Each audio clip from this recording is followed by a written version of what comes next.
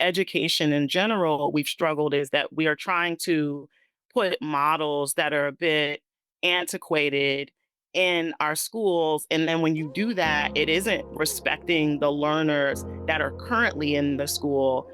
You're listening to the Bold by Choice podcast with Vashaunta Harris and Jim Goenner.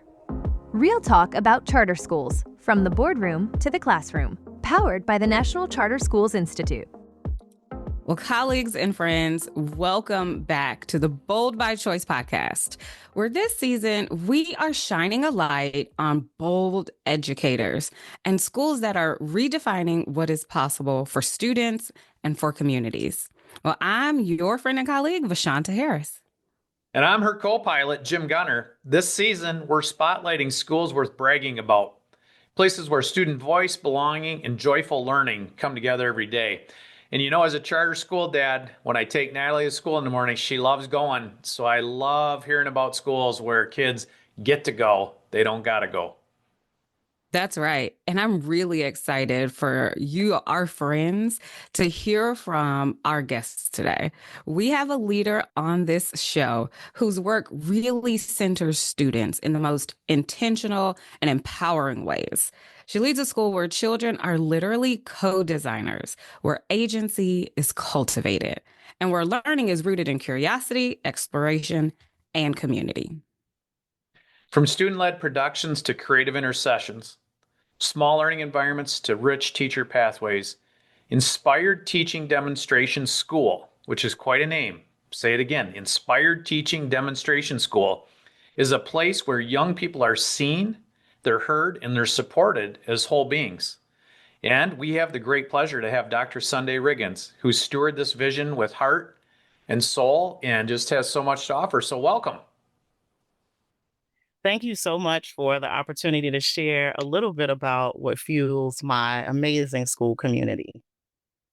Well, we're so glad to have you here. And I'm actually really excited because you and I had a chance to meet years ago when we were both working with DC Public Schools. And I'm excited to give you a chance to share a little bit about who you are with our listeners. So let's kind of kick off with you sharing a bit about yourself. Sure. Well, I am a career educator. I started off as a middle school teacher and went through the ranks. I did a master's program and was able to be mentored by the assistant principal at the school I was working at. Then I became a department chair. When I left that role, I became an assistant principal. And while I was an assistant principal, I was a member of New Leaders, formerly known as New Leaders for New Schools. And then I became a principal. So I think that what drew me to be an educator was when I went to school, I loved school. And so one of my responsibilities as a teacher was to make sure that every student coming in my classroom, they felt connected to something. At the time, I was an English teacher. I also taught math, but we won't get into that.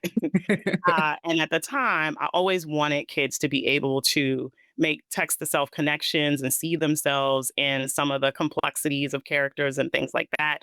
And so, doing that from a classroom level, when I became a school leader, I wanted to make sure that they felt connected to something in my school and just wanted to think about that from a broader perspective. And how do I make sure that I design my school in a way that is inviting, welcoming, and also centered around students?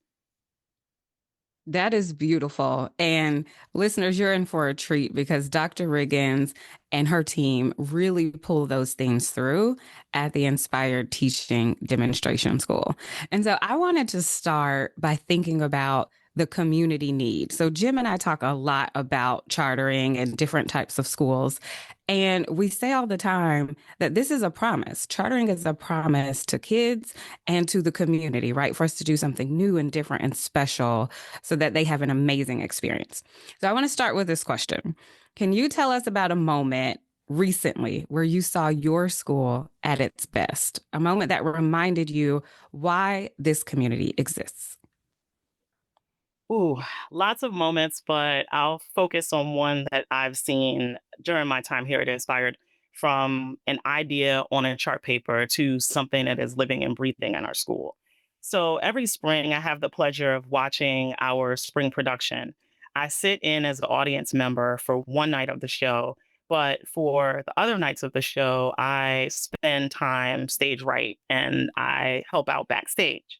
So it is just, I'm always in awe of our community. Everything is led by students, from props being collected, makeup design, costume changes, set transitions.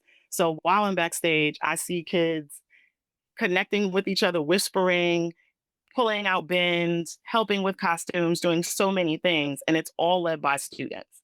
So adults backstage assist. We don't direct, we just support. The production director, she sits in the audience the entire run of the show because she just has so much confidence in the ability of kids to figure it out. And if school is designed for them, we do need to give them opportunities where we share wisdom, but we also need to rely on them to be able to figure out things on their own and connect. And so it is a true testament of just the power of being able to let kids lead, let them experiment, let them figure things out. And so the collaboration and the interdependence of the students is what makes the show spectacular, in my opinion.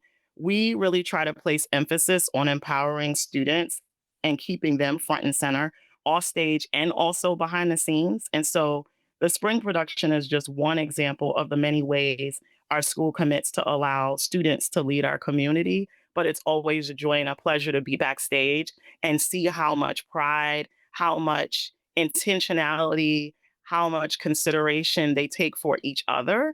And also, when someone forgets something, someone else helps out, they cheer each other on, and they really take their responsibility to each other very seriously. And it just makes me hopeful about the future when I see them doing like things like that in the present, because it just shows that community is what is going to guide and fuel them. And if you just let them lead their learning, they're going to figure things out and they're going to have a level of agency and a level of confidence about doing things moving forward in the future. And that's something that I'm really proud of as a member of this community. I love those words: responsibility, agency, confidence. Jim Collins in Good to Great talks about the level 5 leader. They're humble and they're confident, right? Um, responsibility in an age where everybody's talking about accountability, responsible, proactive, commitments to yourself, commitments to others. It's just such a beautiful thing. Your school reminds me so much in your heart of a mentor of mine, Carmen Anamdi, with the Nataki Schoolhouse of Detroit. And Carmen, if you're listening, shout out to you. You just impacted me in so many ways. But your model's simple, and yet it's so complex all at once, built around voice, choice, agency. What belief or problem shaped the design of the school, and how does it show up every day? Well, one of the very simple beliefs that I think that any educator would say about students is, well, two things. Every student can be successful at school. So it's very it's overdone to some degree because everyone, we all say it. I think we all believe it, and I think it how it actually comes out and plays out in schools can be very different. And also the belief that children's energy, unique talents, and individuality are assets, not obstacles. So when you put those two things together, every child can be successful, and then children's energy, unique talents, and individuality are assets, not obstacles. Both of those things suggest that school has to be is a place that has some core things that we want all kids to be able to learn and experience, because that's like everything that every child needs. But then there's nuance to it, in that if children are being respected for their individuality, their unique talents, and, their energy, every cohort of students, every grade level is going to be a little different. So the recipe for this is, it's not a one size fits all. It can't be, we as a school do this, and this, and that's it. Every cohort of children is going to be different, So our school, we pride ourselves in making sure that we are agile and nimble and can make those adjustments to the learners that are coming in. And one of the reasons why I think that, you know, education in general, we've struggled is that we are trying to put models that are a bit antiquated in our schools. And then when you do that, it isn't respecting the learners that are currently in the school. And so that is something that we really believe and every day work to put in practice because we want to respect the unique talents and the energy of the current kids that are in our school. And we want to make sure that we are being flexible and making adjustments in order to make sure that we can meet their needs. There's a powerful quote Booker T. Washington said, and that's about giving young people responsibility and then trusting them with it and how they rise. And that's what I hear in your story. So well done. Thank Yeah. you. I love the analogy you shared with us, like when we did our prep call about even the after school activities or elective courses or intersession courses that students take. And then being able to just share, like, hey, if we want to garden, let's figure out like how to get a garden club going. And there are adults in the building who not only respect, but respond to that. And you guys are so good as the adults to adjust to make sure student interest is included in some of the elements of their day. And I just really love that example. And it kind of goes into our next piece because you all do give students an incredible amount of ownership. And so I was wondering, how do you balance really strong academics with the whole school design approach? So that means like you guys are really big on helping students feel seen, heard, but also prepared to thrive in life. So we'd love for you to talk to us a little bit about that. In this space of and it's an attempt to be good at all the things. And every school, I would say, including ours, has room to grow. But when we think about the academic quality of our courses for our students, we think about what is going to be inquiry based. So, like, what are some of the questions that we want kids to be grappling with and thinking about? And then, what are the learning experiences that are going to help them to be able to find the answers to those questions? So, that's a very simple way of sort of explaining something complex like designing curriculum, but we try to think about what is the hook or what is the question that is going to fuel the learning because we're not going to inspire kids to be lifelong learners and problem solvers and espouse all of the things that we seek to be able to accomplish in our school that's embedded in our mission if we're just turning from page 256 and 257 to 257 the next day because that's the lesson. Like that's not helping kids to take ownership and be leaders of their learning. So we think about it from that way, like what is the question? And then also as you cohorts of different kids, you start to know what kinds of questions and things that kids want to answer and what's compelling. And so every year we're always thinking about and stepping back from the learning experiences that kids have to ask questions like what went well, what didn't, what could we add, what could enhance this learning experience. We've done a lot of different changes, especially in our middle grades. We have added Algebra 1 for All. We added geometry this year. Last year, we did some tweaking with our text. So we have some grade level text and above grade level text in order to prepare kids for high school. And then some of the other things we've done on some other levels is we just talked about like, all right, here's where we're doing well. Here's maybe the strands as per our map testing or our, it's now DC Cape, but formerly part testing and looking at some of those strands to say what could be a strategy or something we put in place to, consider how we could support our learners in a better way. But, and then we also think about clubs and activities, extracurriculars, getting feedback from kids, which ones are most popular. So if we see kids signing up for one thing, and then something else having less numbers, we might tweak it, we might offer it again. We get feedback from kids. We have a proposal some kids have asked for a computer science class.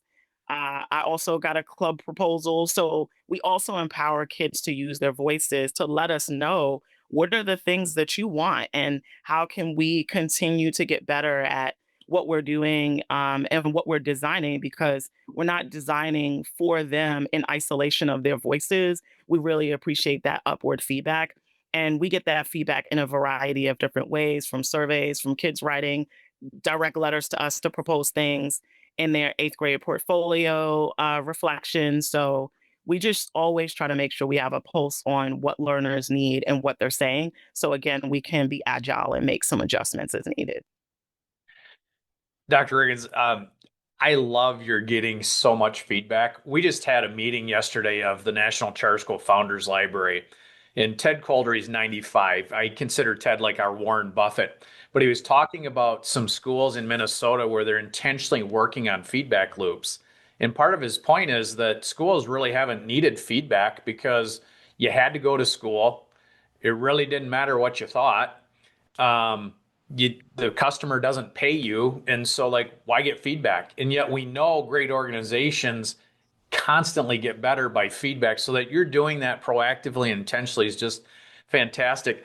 Vashaunta, I also want to take our listeners back to season 2 when we talked about the birth and evolution of chartering, and I want to link it to the name of the school, because chartering, yes, it created choice for students and families, but it also created empowerment for educators. And so being, a teacher inspired school is just so cool. So Sundai, talk to us about your families, your teachers. What are they saying to you? So, in addition to feedback loops for students, we obviously want to make sure that we have feedback from our educators about like what supports, what things they need. Our school, Inspired Teaching Demonstration School, the namesake of the school is demonstration.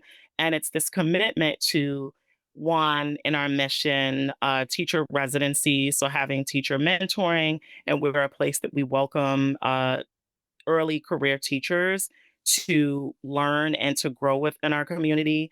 And that is something that is really important, because when we think about education and teaching, there's always this sort of preference for the veteran educator, and not this idea that teaching is an exchange in the same way that there's a mutual exchange that happens between teachers and students, where teachers can learn from students and vice versa. It's the same thing for mentor teachers and resident teachers, and they get to learn from each other. So that's something that we really pride on ourselves on.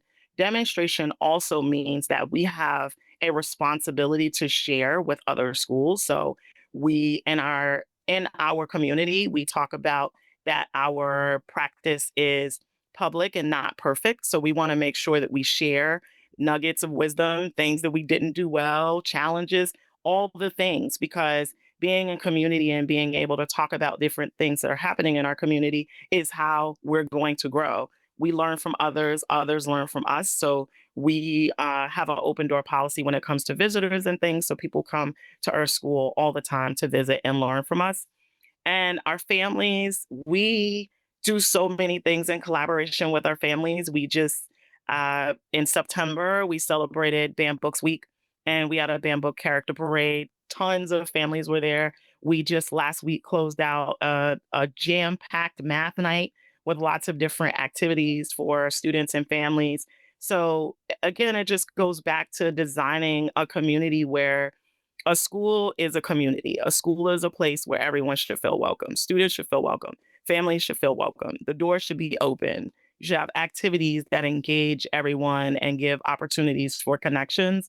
And so every time we have a school activity, it's almost like a party in a sense, as I get to see families that I haven't seen for a while. Kids are excited. Alums come back. Alums help with our spring production. Alums volunteer. They set up all the decorations for our fall middle school dance. They come in and read to students. So I think the power of community, when you feel a sense of community, whether you're there or not, you always belong. And it's one of the reasons why our alums come back.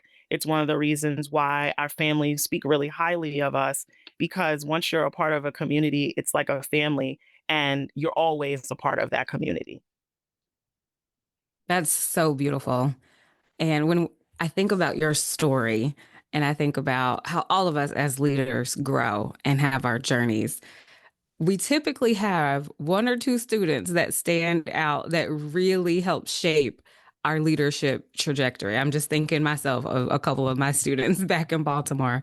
So my next question for you is like, can you tell us about a student or an experience with students that shaped your leadership, someone who helped you grow into the dynamic leader you are today? Ooh, that's a really good question. And when I think about students that I would say I've been shaped by a combination of like, I'm sort of a sum of all the different parts and experiences that I've had with students. One thing that I will say is that I have, whether I was a teacher, an assistant principal, a principal, I have always had a student or two that if there was no one else that could make a connection with them, it was me. And someone would say, all right, you need to come get you. This is your school son. You need to come get him because he's having a meltdown. I'm like, okay, I'm going to go get him. But I think that every student needs another adult. It might not be the teacher, it might not be another person in the classroom.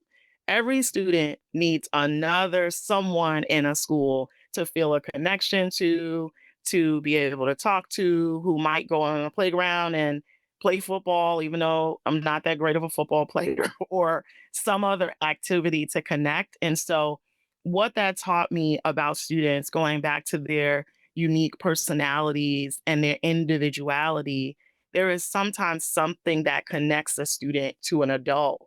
And sometimes you can't really explain it. And sometimes it's just taking a little extra time with a student, encouraging a student, finding some other way to connect, or even helping them in a moment of uncertainty, or maybe they don't feel as confident. And just a, you got this, or let me show you, and just slowing down for a second to recognize their humanity and their vulnerability in that moment. I think that is what, when I think about the connection, that is what the connector is. And so the lesson in that for me has always been to like slow down a little bit and to think about, always take a moment to be present and always take a moment to just stop. And if it's helping with something or encouraging, like lean into that moment and to be able to support students, because those are the things that connect students in schools to adults. And those are the things that they remember. Because, when I think about one student in particular who had moved on to the middle grades, which our students move on to high school, come back and visit, I said, I want you to come back. I want to see your report card and check on you. And if you don't, I'm going to come up there and check on you anyway. And so that was a joke. So he would always come and visit and show, well, a few students. One on one occasion, he came to visit with some other students, and then they were showing their report cards. And I was like, well, where's your report card? He's like, well, what had happened was, and so he was hesitating to show the report card, but the fact that he showed up and wanted to engage, he, just would continue to want to keep me posted on how he was doing in middle school and even in high school. And that type of connection didn't come from standardized testing. It didn't come from me saying, oh, you got a bad grade. What are you going to do about it? It came from me, encouraging him when he was down, or resolving a conflict between another student and saying, you guys are friends, you need to move this. It's all of those human moments of just stepping back and taking a moment to connect. Those are the things that kids remember. And it is one of the greatest joys to run into students who are even now adults, and for them to have such favorable memories, because those are the things that connect us as humans. And it's always, students remind me that they're not going to be students forever. One day they're going to be adults. One day they're going to be citizens in this world. And we have to give them purpose, agency, and also a positive connection, so that when they look back, they can look back at people who have inspired them, have supported them, have nurtured them. And the hope is that they will pass that on to someone else. All right, Vashanta, I'm going to use the word, right? We're talking about belonging, we're talking about caring, but I'm hearing the secret sauce is love. And you're loving them when they're in school, you're loving them when they're out of school, you're checking up on them, not because you're checking up from an accountability standpoint, but because you love them, you care about them, you have high expectations for them, you want them to know you believe in them and you're interested in them. Absolutely. And that love is the secret sauce, Bold by Choice audience. And for anybody that's struggling and you're trying to run the transactional school, listen clearly why relationships matter so much. Well, let's bring this to the close because we could talk forever, but leaders are always forward looking. And so, Dr. Riggins, I know you got a vision, but talk to us. What's your vision look like in the next 5 to 10 years? The world's going through a lot of change. What's it going to look like for your students? And how do you make sure they're ready to win in college, work, and life? Well, we are we are in a great place currently because we are not trying to add additional we're not trying to add or adopt something that is like the shiny new thing in education. We believe deeply in what we're doing. We are doubling down on it. We are so committed to empowering students to make sure that their voices are honored, they have choices, they have agency, and that agency is what is going to guide and fuel them into the future. Some of the things that we have just been thinking about is more opportunities for them to be able to be advocates, whether that's like letter writing and advocacy beyond our school. And so, how do we build that into our curriculum so that they get multiple opportunities to share their voices and to see how their voices are not just being honored in this school? Because we don't want them to go beyond this school and feel I'm empowered and my voice matters at Inspired Teaching Demonstration School, but when I leave, I don't know if people are going to value or honor my voice. We want to make sure that the agency seeds that we have, embedded in them and has been a part of their experience are so powerful that they're going to grow wherever they go. And, it's sort of that expression of, if you don't have a seat at the table, pull up a chair. And we want kids to leave this school knowing that, you know what, someone's not listening. I have platforms, I have agency, and I have the power to make someone listen. And so that's where I see the future of our school going because as we prepare kids to enter this world, we want them to have the level of agency and confidence in themselves as young people going out in the world that their voices matter. And we want them to be able to do that beyond our school walls. That's wonderful. I do a lot of consulting with people and they want to have a seat at the table. And I say, that's awesome, but I want you holding the pen. And that's what you're doing for your students, right? You're helping them with wisdom, with education, with love, with their whole being, right? Their heads and their hearts. And that's where leadership comes from. Vashaunta, I'm going to try and say something since we're Bold by Choice podcast. When you say in your name, we're inspired and we're a demonstration school, everybody wants to probably come at you and say, well, you're not that great. But one of the hallmarks of leaders is they model the way. And so I just love how true you are. You know who you are. You know what you're about. And you're not the next shiny thing. You're doing just amazing work of helping people realize their dignity and their potential and unleashing it. And so I'm going to give you a shout out. That is Bold by Choice. And man, we're going to keep cheering for you. Thank you. Now, we have a signature question this season that we are asking every leader towards the end of the recording. And it's because we like to start and end with kids, because we believe that that is what all of us in education have to remember to do. Begin and end all of our conversations with students and being student centered.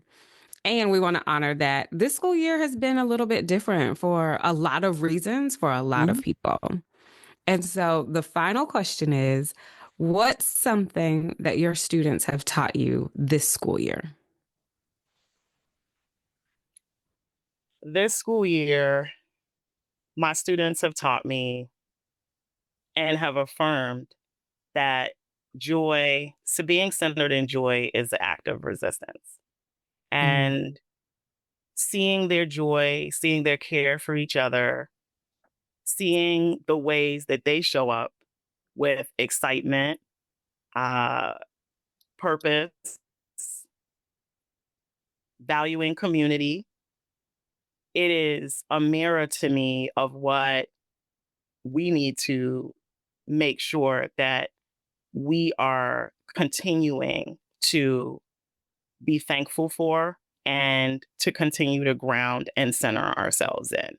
And so the joy in our school community is palpable. It's real, it's authentic. And so the gratitude that I have for them, and no matter what's going on, still being curious learners, excited, passionate, humorous, and all the things that you can expect of students in like a school community. I'm grateful for it, and it keeps me centered and grounded, and I'm thankful for that lesson from them. Oh, that is so beautiful. You guys make me like get close to tears. Like my heart's so warm and fuzzy hearing about just how you guys care for your students in your building. And that love and that joy, it literally is coming from the top, right? Like as we hear you, I can only imagine the staff, the teachers, the team, the kids, the families, that community that you all collectively are building. So full of love. Vashaunta, I'm going to do a real time edit. They don't have a staff, they've got a team. Yep. For all of you out there in Bold by Choice podcast land, that's what you want. You want a team. Staff's an infection in a hospital. You have a team. That is right. Well, this has been really, really powerful. Dr. Riggins, thank you for sharing this gift of your story with us. It's been really powerful to hear. Thank you so much for having me. It's been a pleasure. And Vashaunta, if any in the podcast land want to come meet her in person, the Diverse Charter School Coalition Annual Summit is in Washington, D.C. this year, February 3rd, 4th, 5th. And they can go find that on the website. But Dr. Riggins and other amazing schools are going to be there if you want to learn their secret sauce. But spread the love. Yes, our school is one of the featured options for a school visit. So if you'd like to come visit us, you can sign up for the conference and select Inspire Teaching Demonstration School for a visit. Oh, that's awesome. Well, I'm excited. I'm going to have to sign up. Jim and I will be there as well. And for, like Jim said, if you guys want to come here, we'll be there. And listeners, I really believe that this was such a powerful, heartwarming story. And if it inspired you as well, please hit that subscribe button, like us, share this episode with some of your friends or another educator. And if you would like, we'd love to hear from you and hear about your hashtag school brag story. We want to thank you all for listening. Keep daring, keep being bold by choice, keep believing in and loving on young people. And whatever you do, remember that this is all wrapped in love. We'll see you next week. Same bad time, same bad station.